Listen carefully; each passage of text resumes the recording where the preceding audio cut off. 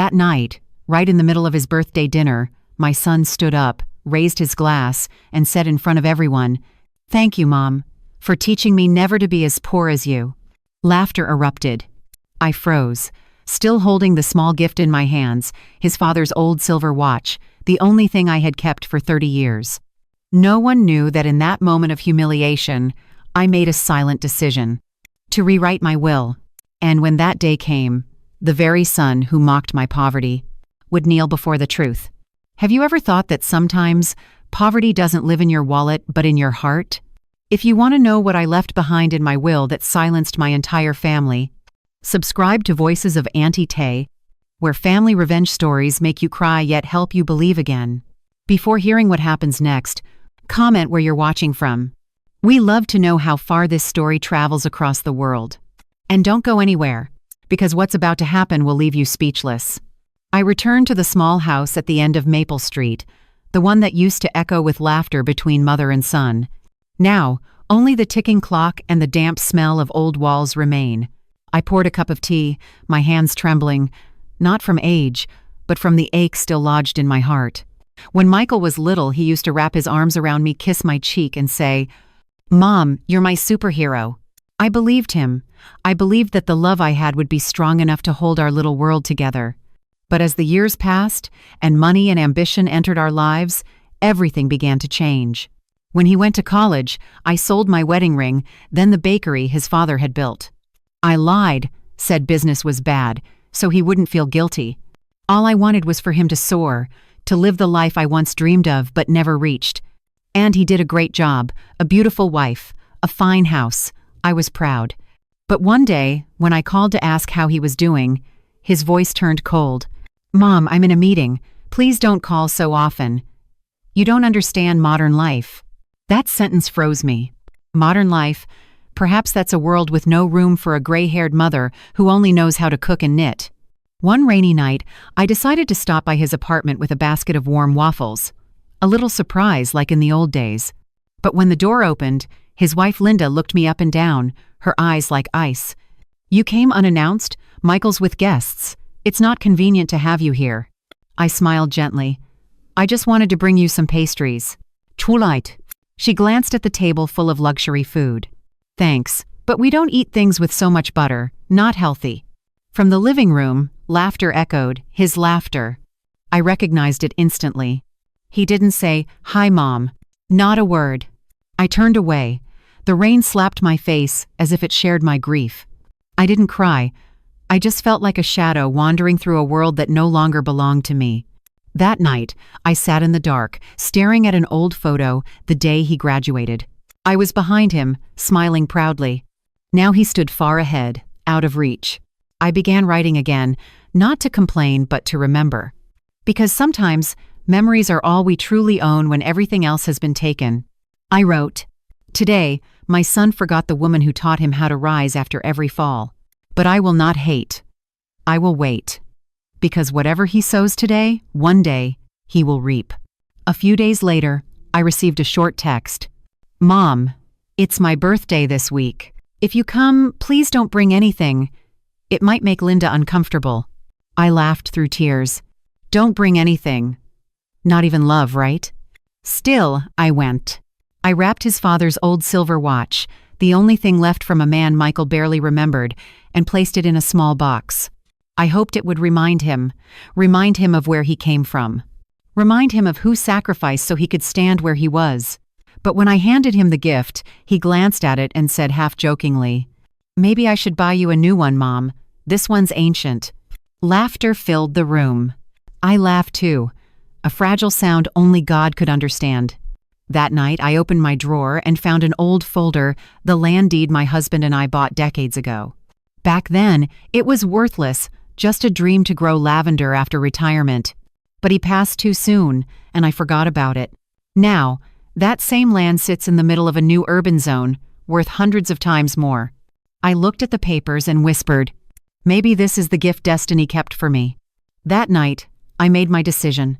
Instead of leaving everything to a son who forgot gratitude, I would leave something that would teach him, not through anger, but through truth. And so, I wrote the first line of my will. I, Helen Price, leave my inheritance not to those of my blood, but to those who cherish love. 10. I set down the pen and smiled softly. The pain was gone. Only peace remained, the peace of a mother who knows that someday, love's justice will be seen. If you're still watching this story, comment 1 below. To show you still believe that in the world of family revenge stories, sometimes a mother's silence is the most powerful lesson of all. And don't forget to subscribe to Voices of Auntie Tay, because the next part will reveal the secret inside that will grain anatati at Ive, the one that left the entire family in stunned silence. In the days that followed, I slowed my life down. Each morning I woke early, brewed a cup of hot tea, and opened the window to the little garden outside.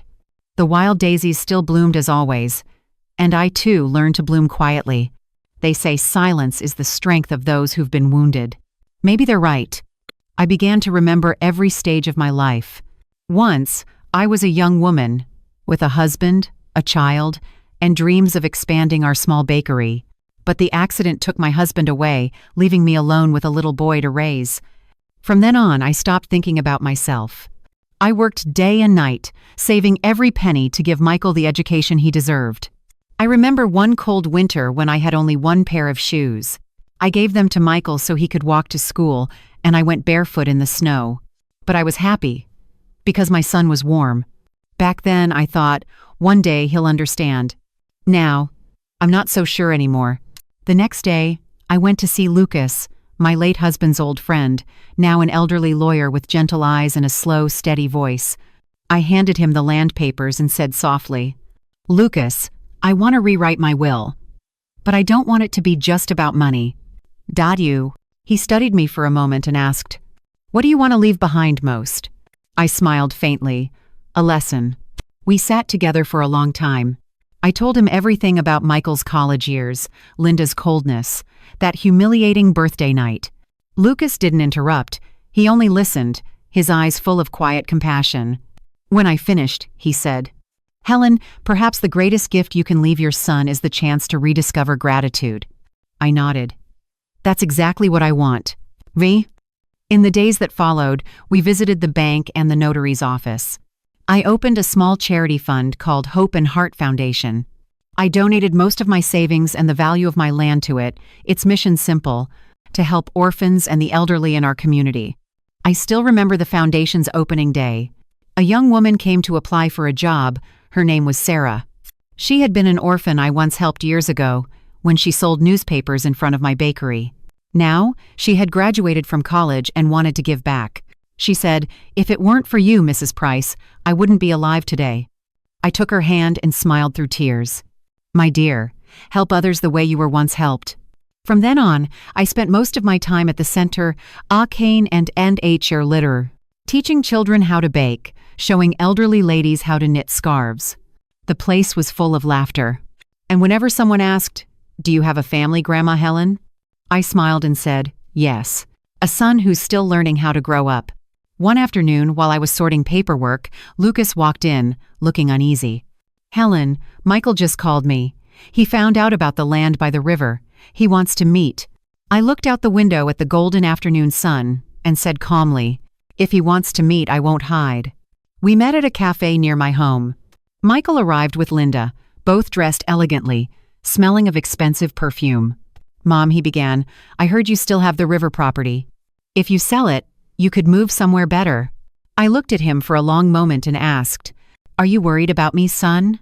He forced a smile. "Of course, I am." I sipped my tea slowly. "Sometimes, my dear, people don't really want you to live better. They just want something else to own." The table fell silent. Linda tugged his sleeve. "Let's just go." I stayed behind, not angry, only sad. Sad for a son who had lost the most precious thing without realizing it. That night, I wrote another line in my will. "If my son seeks wealth, let him first learn the value of love." Later, as I sat on the porch, the breeze carried the scent of lavender, the flower my husband loved most. I looked up at the sky and whispered, "My love, you must be watching. Do you see how our son has changed? But I won't blame him. I just want him to understand. Happiness doesn't live inside a wallet." Hi, I closed my eyes. A plan had begun to take shape, one that would make my son finally face himself. But first, I needed time and a peaceful heart. If you're still watching this video, comment 1 to let me know you're still walking beside me on this journey. Because every family revenge story is more than a story of revenge. It's a reminder that sometimes, a mother's gentleness is the strongest voice of all. And don't forget to subscribe to Voices of Auntie Tay, so you can follow me into the next chapter, where the will is finally opened, and every mask in this family will fall. After that meeting, I knew what I had to do. Not out of anger, but to help my son see what he had long forgotten, that a person's worth isn't measured by their money. I invited Lucas to my home. We sat at the same old wooden table where my husband and I once shared tea every morning. He opened his briefcase and placed a thick, cream-colored document before me. "This is the final version of your will, Helen. Just review and confirm." I held the pen and read carefully, line by line. The first sentence I wrote was, "I, Helen Price, leave all my assets, including the land by Maple River, to those who cherish love, not those who worship money." Lucas hesitated. "Do you want to include Michael's name anywhere?" I smiled faintly. "Yes, but not in the way he expects." I continued writing. "To my son, Michael Price, who has forgotten his parents' lessons, I leave a small box on my desk. Inside are a mirror and a handwritten letter." Lucas sighed softly. "You're kind, Helen. Most people would seek revenge. You're offering wisdom instead." I replied, "If I teach through hate, I only plant more darkness. I want him to remember that love has its own power." Over the next few days, we finalized everything. Lucas made official copies, filed them with the court, while I prepared the small box Michael would one day receive. At the bottom, I placed an old family photo, taken in front of our bakery when Michael was 8, his smile bright as sunlight. Above it, I laid the silver watch he once mocked as cheap. I polished every scratch, then slipped in my final letter. "My dear son, I am not as poor as you think. I simply chose a simple life, because true wealth isn't what you show, it's what you keep in your heart. By the time you read this, I may be gone. Don't see me as a loser, just a mother who loved without expecting anything in return. If you want to know where I spent the money, go to the Hope and Heart Foundation. There you will find my greatest treasure, smiles." I folded the letter and took a deep breath. For the first time in years, I felt at peace. The following days, I stayed at the center, baking cookies with the children. They called me Grandma Helen. Whenever I smiled, Sarah would say, "Your eyes are shining today like you're hiding a beautiful secret." I just laughed. "Maybe I am, my dear." Then, one late autumn evening, exhaustion washed over me.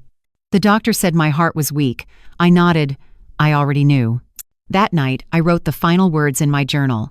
"If tomorrow I don't wake up, remember me as a mother who never hated. I loved, I forgave, and I left love as my last gift."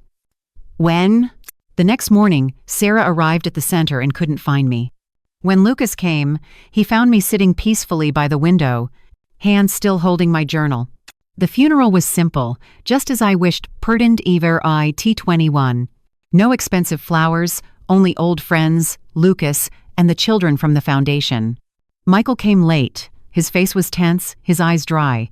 Linda stood beside him, clutching her purse, her expression unreadable. After the ceremony, Lucas approached him and handed over a sealed envelope. "This is your mother's letter." Michael took it, indifferent, thinking it was nothing special. But days later, when the lawyer gathered them for the reading of the will, the room fell utterly silent. Lucas began reading, his voice steady and low. "I, Helen Price, leave most of my assets to the Hope and Heart Foundation, where kindness will continue to bloom." Michael frowned. Linda's eyes widened in disbelief. "I leave my son, Michael Price, a small box so he can see the most precious thing his mother ever owned." No one spoke. Lucas held out the small box to Michael. He took it but didn't open it. Linda muttered, "She probably left some cash." Lucas only said, "Open it when you're truly ready." That afternoon, Michael went home and sat alone in the living room. The box lay before him. The last light of day came through the window and glinted on the table. He slowly lifted the lid less. When the mirror inside reflected his face, Michael fell silent. Beneath it was a handwritten letter. The paper smelled of age and tears. He read each line, his hands shaking. When he reached the words, "The truly rich are those who can love without being loved back," he couldn't help it. Tears fell onto the letter. He looked at the silver watch, then at the family photo. A memory rushed in, his father's bright smile, his mother's arms around him. In that moment, Michael understood that all this time he had been the poor one, poor in love, poor in gratitude. If you've listened this far, comment 1 to let me know you're still walking with me, where every family revenge story is not only about consequences, but an awakening. And don't forget to subscribe to Voices of Auntie Tay, because next, you'll see Michael face the Hope Heart Foundation, the place where his mother left something that makes the whole world bow its head. Michael sat for a long time after finishing the letter. The room was so quiet he could hear his mother's old clock still ticking, each tick like a small blade to the heart. He opened the photo from the box. His kind father, his gentle mother, and an 8-year-old boy with a carefree smile. His chest tightened. He had spent his life chasing money, status, big houses, and fancy cars, and had never once asked his mother, "Are you happy?" That whole night, Michael didn't sleep. He sat on the chair, staring out at the faint moonlight on the pale wall. In his mind, his mother's voice kept whispering, "The truly rich are those who can love without needing love in return." The next morning, he went to the Hope and Heart Foundation his mother mentioned. The center sat at the end of a tree-lined street, its walls painted a soft yellow. A wooden sign out front read, "Hope, Heart Foundation, built on love, not pride." Michael stood quietly at the gate, heavy-hearted. He hadn't known his mother had built a place like this. Children laughed and played in the yard. A young woman with kind eyes and her brown hair tied back walked out. "You must be Michael?" she asked. "Yes, you know me?" he said, surprised. "Mrs. Helen spoke of you often. I'm Sarah. She helped me become who I am today." Michael looked around. On the walls hung photos of his mother, teaching kids to bake, watering plants with the elderly, smiling among happy faces. He gently touched the nearest photo, his mother smiling, her eyes shining with simple joy. Sarah led him into a small office with an old wooden desk. Mrs. Helen sat here every morning. She said it was the most peaceful place on earth. Michael stared at the empty chair, something in his heart broke. He asked, "Do you know why my mother never told me about this?" Sarah shook her head softly. She only said one thing. "When my son understands the value of love, he will come here on his own." Michael didn't reply. He walked the hallway, looking at children's drawings pinned to the walls. One drawing showed a silver-haired woman in an apron, smiling among the kids. Beneath it, in messy letters, "Grandma Helen, the angel who taught us to smile." He had to steady himself against the wall. His eyes blurred. All this time he had seen his mother as a burden, poor, old-fashioned. Now he saw she had become great in the simplest way, giving without asking back. That afternoon, Sarah took him to the garden behind the center. There stood a small stone marker, "In loving memory of Helen Price." She believed love is the only true wealth. Michael knelt and placed his hand on the stone. He cried like a child. All those years he thought he was strong. Now he was only a little boy, sobbing apologies to his mother. Sarah stood beside him in silence. When he calmed, she said gently, "She left one more thing for you." Michael looked up, surprised. Sarah handed him a small envelope, the handwriting familiar. "For my son. When you understand." His hands shook as he opened it. Inside was a note. "Continue this work. If you truly want to make things right, turn this place into a home for many others. I believe you can."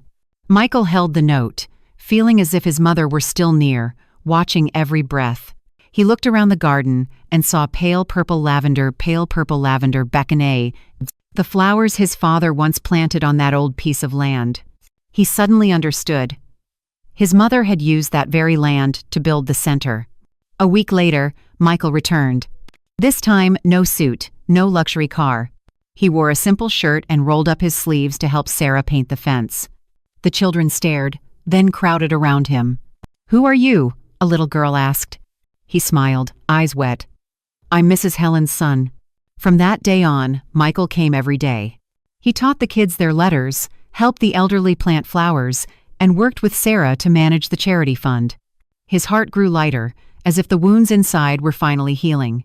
At dusk, with the garden glowing in the sunset, Michael sat on the wooden bench where his mother once sat her day. He watched the children play, eyes bright, and whispered, "I understand now, Mom. Now I know what true wealth is." A soft breeze stirred the lavender. Michael felt a warm presence, like a gentle hand on his shoulder. He smiled. No more tears, only peace. And in his heart, his mother's words rang clearer than ever. The truly rich are those who know how to love and how to give. End of fring. From that day on, Michael truly changed. He was no longer the busy man who measured life by numbers and profit. He began to live slowly, to listen, to observe, and to notice the smallest things around him. Every morning, he was the first to arrive at the Hope and Heart Foundation. He swept the yard, brewed tea for the elderly, and told stories to the children. One little boy asked, "Uncle Michael, was Grandma Helen really your mom?" Michael smiled softly. "Yes, she was. She was kind, and it took me many years to understand that." At first, no one believed he would stay. Sarah whispered to a colleague, "He's probably just touched for the moment." But month after month, Michael kept coming. He worked quietly, humbly, never boasting or complaining. And whenever someone mentioned Helen, he would bow his head and say, "My mother taught me that love is a flame that never dies." One day, while teaching the children to write, Michael suddenly remembered the day he shouted at his mother over the phone, telling her, "You don't understand modern life." Now, the memory made him ache. She didn't need to understand modern life. She understood something far deeper: how to be human. That afternoon, Sarah handed him a folder. "This is a new project, training classes for single mothers. Can you take a look?" Michael read carefully, then suggested adding cooking and sewing. Adding sewings, is, ATA, the same skills his mother had spent her life teaching. "I want women like my mom to have a chance to start over," he said. Sarah nodded, her eyes glistening with emotion. A year passed. The center had grown, more students, more volunteers. In the main hall, a large portrait of Helen hung on the wall beneath the words, "Her love built this place." For 4 days. Every day, Michael looked up at that picture and felt her smiling at him. Though she was gone, her love lingered in every laugh, every face, every breath that filled this home. Then one spring morning, the foundation held a memorial for Helen, 2 years since she passed. The hall was full old folks, children, families, and people she had helped. Michael stepped to the podium, his voice low and steady. "I once felt ashamed because I thought my mother was poor. But now, I know she was the richest person I've ever known. She was rich because she gave. She was rich because she loved. And I've lays. I'm just learning her lesson again." People in the audience wiped away tears. Sarah smiled softly and whispered, "Mrs. Helen would be so proud." After the ceremony, Michael walked to the garden behind the center, where rows of lavender swayed gently in the breeze. He sat on the old wooden bench where his mother used to sit every afternoon. Placing a hand over his heart, he whispered, "I did it, Mom. I've continued what you began." The wind carried the scent of lavender through the air, gentle and warm, like his mother's embrace. When he opened his eyes, a little girl ran toward him, holding a small bouquet. "Uncle Michael, I picked these for you." Mom says Launer means forgiveness. He took it, eyes misty. "Thank you, sweetheart. Grandma Helen would love them." That evening, golden sunlight covered the garden. Laughter echoed everywhere. Standing in the middle of it all, Michael felt lighter than ever, because he knew his mother had forgiven him. And more importantly, she had taught him to forgive himself. In life, there are debts that can't be repaid with money, only with love. And Michael would spend the rest of his days repaying that debt. Through kindness, through compassion, through every breath he had left. No more pain. No more regret. Only a whisper in the wind. "Mom, I understand now, and I love you." That afternoon, when the center grew quiet, Michael stayed behind in the garden. The birds sang softly amid the scent of lavender. He sat by the old wooden table his mother once used to write her journal. On it lay her worn notebook, its cover frayed, its pages faded, but the faint scent of tea and paper still carried her presence. He opened to the last page. His mother's trembling handwriting appeared. "If you're reading this, my son, I know you've truly grown. Don't cry for me, smile. Because every time you love another person, I will still live on in that love. Michael closed the notebook and looked up at the sky. The sunset burned red across the garden, and the wind brushed gently through his hair, warm like a mother's hand. In that moment, he felt it. She was there, somewhere close, smiling softly. Time passed, and the Hope and Heart Foundation grew stronger. The children grew up. Many returned years later as volunteers. Whenever someone asked, "Why is this place called Hope and Heart?" Michael would always smile, his voice calm and deep. Because those were the two things my mother had most: hope and heart. A year later, Sarah and the board invited Michael to a special ceremony. They unveiled a large oil painting in the main hall, Helen standing among children, holding a bouquet of lavender. Beneath it were the words, "Justice through love." The room fell silent. Michael stood before the painting, eyes glistening, lips trembling into a smile. He spoke slowly. "I once thought power meant wealth and control. But my mother taught me that true strength is found in love and forgiveness.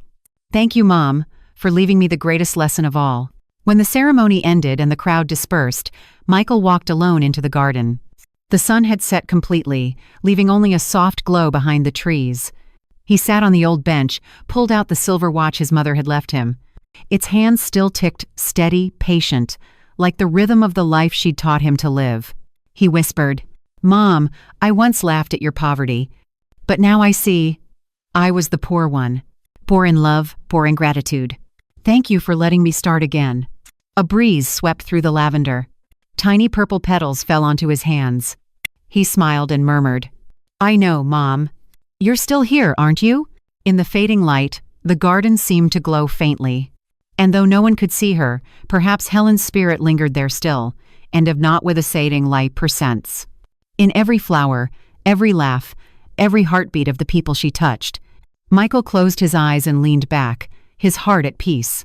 He was no longer the son who mocked his mother for being poor, but a man who finally understood. Love is the only wealth that time can never take away. And somewhere beyond the wind, Helen was smiling, proud, because her son was finally rich in heart. Years passed since the day the Hope and Heart Foundation was founded. Now it was no longer just a small neighborhood center. It had become a haven for hundreds. On the black iron gate, the name Helen Price Foundation had been repainted many times. Each brushstroke, a reminder that love never fades. Michael had grown older, his hair now silvered, but his eyes still shone bright. Every morning, he walked through the garden filled with lavender, breathing in its gentle scent. He paused before his mother's stone and brushed the dust from the engraving. She believed love is the only true wealth. He whispered, "Mom, I did it." The foundation has helped over 300 children find a home and more than 50 elders find peace. "Can you hear me?" A soft wind answered. A lavender petal drifted into his palm. He smiled. Since learning his mother's lesson, Michael had never lived for himself again. He became the center's director, but everyone still called him simply Uncle Mike. He refused a salary, never allowed his picture on the wall, and whenever someone thanked him, he would say, "Thank Mrs. Helen, I'm just finishing what my mother began." One afternoon, while guiding a group of young volunteers through the garden, a boy of about 18 approached him shyly. "Uncle Mike, I wanted to tell you something," he said. "I used to steal cookies here, but instead of kicking me out, you gave me a job. Now I've passed my university exam. Thank you." Michael placed a hand on the boy's shoulder and said quietly, "You don't need to thank me. My mother once told me, when you believe someone can change, you plant a seed of hope inside yourself. Just remember that." That evening, Michael returned to the office and lit his mother's old desk lamp. He opened a blank notebook and began to write the first journal entry in years.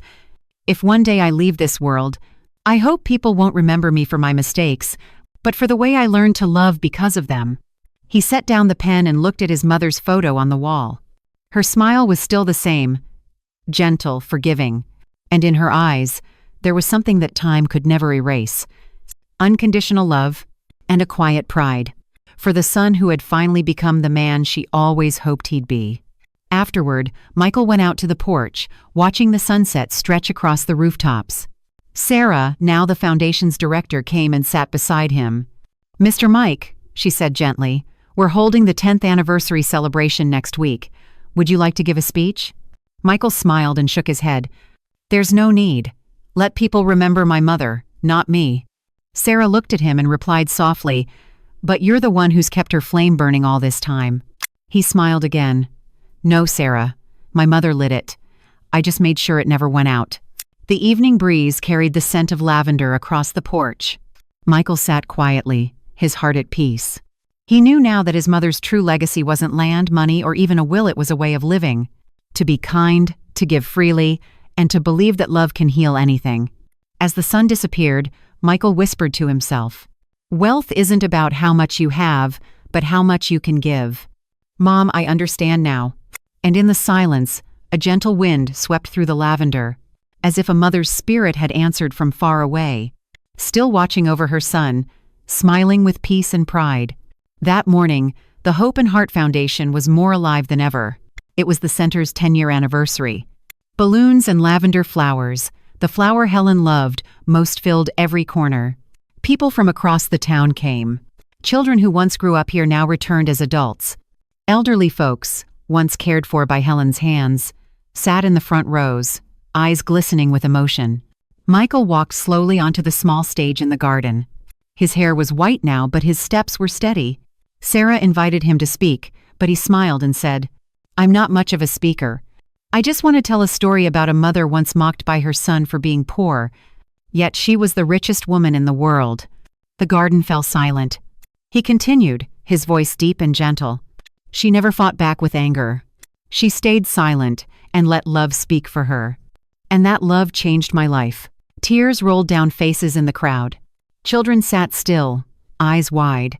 Michael paused, then looked up at the large portrait of his mother behind the stage. His voice trembled slightly. She once told me, Don't cry for me, smile. Because if you can love someone else, I'll still live on in that love. And today, seeing this place, I know she's still alive. The audience erupted into long applause. A gentle wind rose, lifting the lavender petals into the air.